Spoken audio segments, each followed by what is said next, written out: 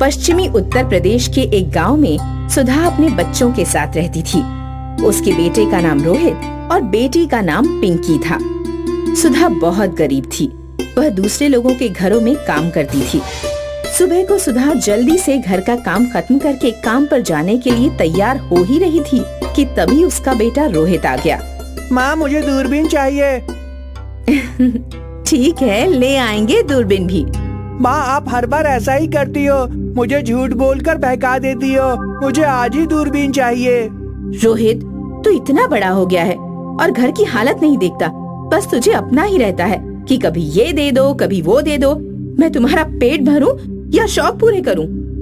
सुधा मन में दुख और चेहरे पर गुस्सा लेकर काम करने चली गई, क्योंकि सुधा को अपने बच्चे की इच्छा पूरी ना कर पाने का दुख था। इसलिए वह खुद से ही गुस्सा थी।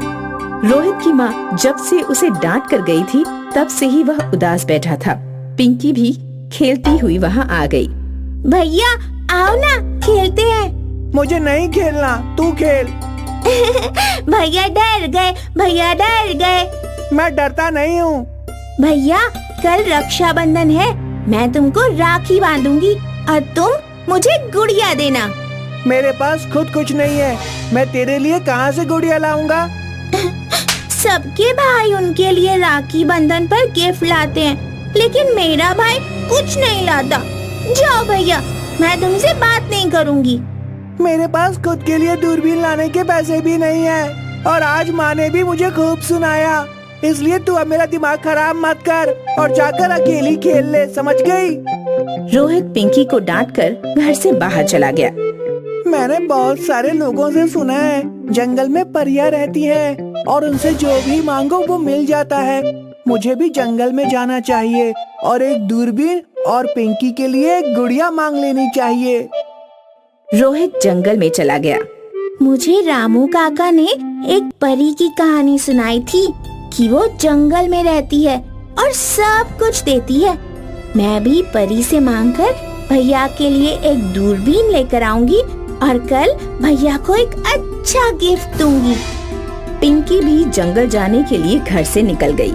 परी जी, तुम कहाँ हो? यहीं आसपास हो क्या? वहाँ एक कुआं है।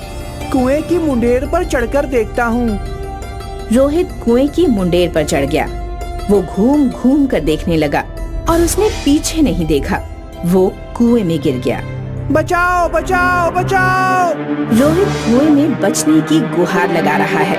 तभी पिंकी भी वह परी को खोजते हुए आ गई। ये आवाज तो रोहित भैया की है। भैया कुएं में है। पिंकी रोहित की आवाज पहचान कर बहुत डर गई। उसने कुएं में झांक कर देखा। भैया भैया आप कुएं में कैसे गिरे? पिंकी, मुझे निकालने की कोशिश कर।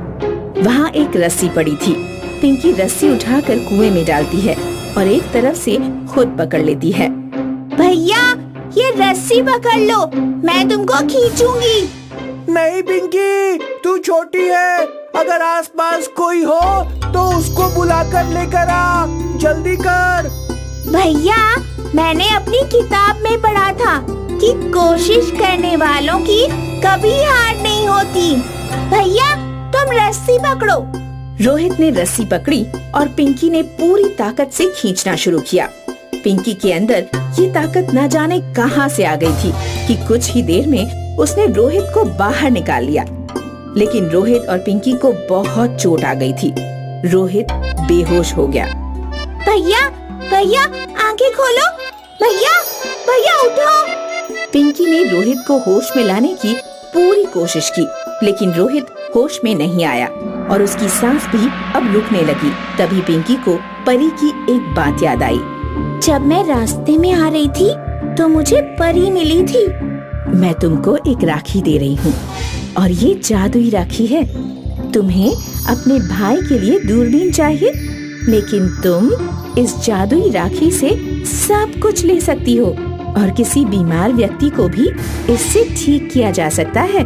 तुम ये राखी अपने भाई को जाकर बांध दो। मैं ये राखी भैया को बांध देती हूँ।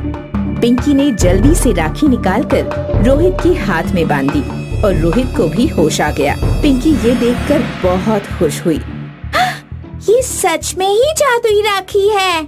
जादुई राखी? हाँ भैया, जादुई राखी। इसने ही तुम्हारी जान बचाई है। लेकिन ये तुझे कहाँ मिली? मुझे परी ने दी। तुझे परी कहाँ मिली और उसने तुझे ये राखी क्यों दी? जब मैं जंगल में परी को खोज रही थी। पिंकी जंगल में परी को खोज रही थी। तभी उसे एक बिल्ली दिखाई दी जो एक पत्थर के नीचे दबी हुई थी। ओह, ये बिल्ली तो घायल हो गई। मुझे इसे बाहर निकालना होगा। पिंकी ने पूरी ताकत लगाकर बिल्ली को बाहर निकाला और उसे गोद में लिया। बिल्ली कुछ देर में स्वस्थ दिखाई देने लगी। बिल्ली, अब तू ठीक है? अब मैं जा रही हूँ। मुझे परी को खोजना है। तभी वह बिल्ली परी बन गई। परी? हाँ, मैं परी हूँ। मैं तुम्हारी परीक्षा ले रही थी। तुम्हारे अंदर मानवीय गुण हैं, इसलिए मैं तुमको एक उपहार दूंगी। इस तरह परी ने मुझे ये जादुई राखी दी थी। अब जल्दी से घर चलते हैं, माँ इंतजार कर रही होगी। हम दूरबीन और गुड़िया लेकर ही घर जाएंगे। पिंकी ने जादुई राखी से खिलौने मांगे और अपनी माँ के लिए नए कपड़े भी मांगे। जादुई राखी ने उनको तुरंत खिलौने और कपड़े दे दिए। दोनों बहन भाई खुशी खुशी घर चले गए। एक बार की बात है, एक बड़े से शहर में एक छोटा सा गरीब परिवार रहता था। पिताजी की अचानक मृत्यु के बाद घर में खाने को खाना और पीने को पानी तक न था।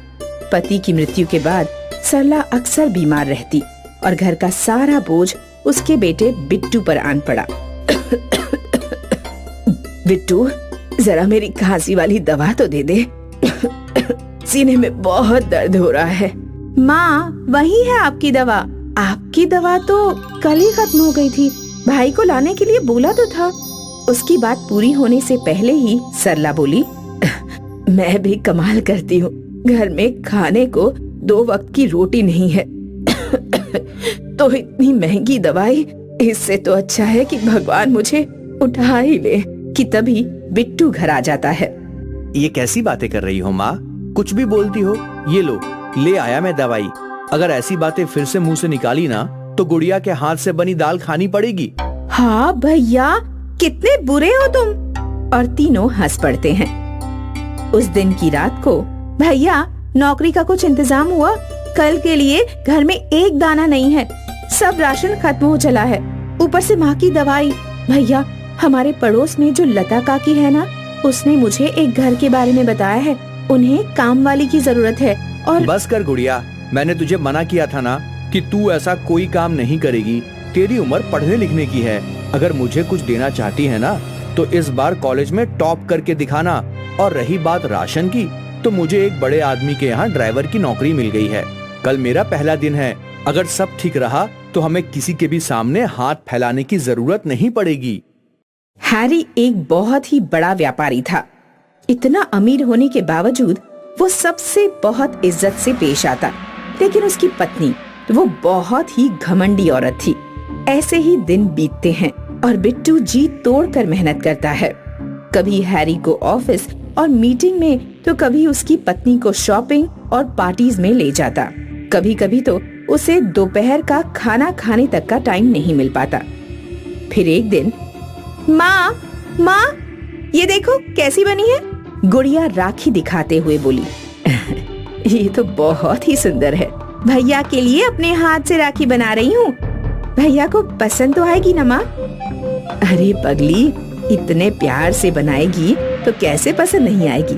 और वैसे भी कीमत तो प्यार की होती है, उपहार की नहीं। माँ, तुम भैया को मत बताना। मुझे अपने हाथ से बनी राखी उन्हें पहनाकर उनका चेहरा देखना है। कहते ही छुटकी वहाँ से हंसती हुई चली जाती है। मगर उसकी माँ के चेहरे पर एक अजीब सी घबराहट आन पड़ती है। जब शाम को बिट्टू घर आता है, तब, आ गया बिट्टू, कैसा रहा आज का दिन?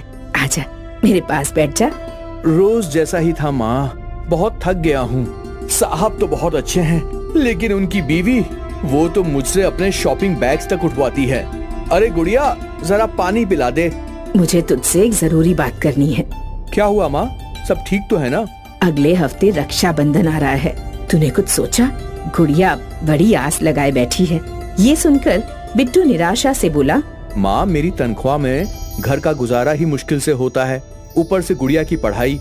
तुम जानती हो माँ, साहब की बेटी अपनी गुड़िया की ही उम्र की है, बल्कि उसका नाम भी गुड़िया ही है। इतने सुंदर कपड़े पहनती है। कभी कभी सोचता हूँ कि हमारी गुड़िया ऐसे कपड़ों में कितनी सुंदर लगेगी माँ, मगर क्या करूँ, एक जैसा नाम होने से किस्मत तो एक जैसी नहीं हो जाती ना। ऐसा कहते ही बिट्टू रुआंसा सा हो पड़ा। उसे देखकर सरला ने उसे सांत्वना देते हुए कहा, अरे कैसी बात कर रहा है तू, हमारे लिए इतना कुछ करता है तू। मैं तो बस यूं ही बोल रही थी, वरना गुड़िया तो समझदार है, तू चिंता मत कर। इतने में ही गुड़िया आ जाती है। ये लीजिए भैया पानी। सरला की बात सुनकर बिट्टू अगले ही दिन अपने मालिक से बात करने का प्लान बनाता है। साहब, आपसे जरा मदद चाहिए थी मुझे। हाँ जी पुत्र जी, बोलो, how can I help you जी? साहब, रक्षाबंधन आ रहा है, घर में एक छोटी बहन भी है, उसे एक सुंदर सी ड्रेस दिलवाने का मन था, क्या कुछ पैसे मिल सकते हैं? ओ जी पुत्र जी, मैंने आपको पहले ही बोला था कि नो उधारी नो बोनस। पर साहब देखो पुत्र जी, अगर आपको काम करना है ना तो ऐसे ही करना होगा, नहीं तो कोई और नौकरी ढूंढ लो। कहकर हैरी वहाँ से चला जाता है और बिट्टू वहीं पर हताश हुआ खड़ा रह जाता है। उसके बाद बिट्टू मालकिन के पास जाता है। मेम साहब। यस बिट्टू, दसो जी। मेम साहब, वो रक्षाबंधन आ रहा है ना, मेरी एक छोटी बहन है, बिल्कुल आपकी गुड़िया जैसी, उसका नाम भी गुड़िया ही है, उसके लिए गिफ्ट लेना चाहता था, आप क्या मुझे कुछ उधार दे सकती हैं? देखो बिट्टू, ये पैसे का लेन देन तुम अपने साहब के साथ ही समझा करो। चलो ऐसा करो, अब ये ड्रेस ले जाओ। कहते हुए वो बिट्टू को एक फटी पुरानी फ्रॉक दे देती है। लेकिन ये तो फटी हुई है। अब तुम क्या चाहते हो, मैं गुड़िया दी न्यू ड्रेस उठा के दे दूं? हैं? नाना मेम साहब, मुझे माफ कर दीजिए। बिट्टू को उनका व्यवहार देखकर बहुत बुरा लगा, मगर उसने भी ठान लिया था कि अपनी गुड़िया के लिए सबसे सुंदर ड्रेस लेकर आएगा। फिर बिट्टू ने एक दुकान से सजावट का सामान और कुछ कपड़े लेकर घर आ पहुंचा। माँ, देखो माँ, मैं गुड़िया के लिए एक फ्रॉक लेकर आया हूँ, मगर माँ ये फ्रॉक जगह जगह से फटी हुई है, हम इस कपड़े से इसको ठीक कर सकते हैं ना माँ? उसकी आंखों में चमक देखकर सरला की आंखों में आंसू आ गए। उन दोनों ने सारी रात चोरी छुपके उस ड्रेस पर काम किया और वो एकदम नई जैसी चमकने लगी। 4 दिन बाद रक्षाबंधन था। गुड़िया की बनी राखी और बिट्टू की बनी ड्रेस दोनों एकदम तैयार थे। 4 दिन बाद गुड़िया थाली लेकर खड़ी हुई टीका लगाती है। ये देखिए भैया, मैंने आपके लिए अपने हाथ से राखी बनाई, कैसी लगी आपको? बहुत सुंदर है गुड़िया, बिल्कुल तेरे जैसी। और ये देख, मैं तेरे लिए क्या लाया हूँ। बिट्टू ने गुड़िया को एक गिफ्ट दिया। गिफ्ट खोलते ही गुड़िया नई ड्रेस देखकर उछल पड़ी। भैया, नई फ्रॉक, ये तो काफी महंगी होगी ना? अरे तेरी इस खुशी के लिए तो ऐसी 1000 फ्रॉक कुर्बान कर दूं। मुझे माफ कर दे गुड़िया। माँ, क्या हुआ? आप क्यों माफी मांग रहे हो? जो फर्ज मेरा और तेरे बाबूजी का था वो बिट्टू निभा रहा है। बिट्टू का मन था कि तेरे लिए एक नई ड्रेस लाए, मगर मैं उतना भी नहीं कर पाई। माँ, ये मेरी जिंदगी का सबसे सुंदर तोहफा है, और आप ही ने तो कहा था ना कि कीमत प्यार की होती है, उपहार की नहीं।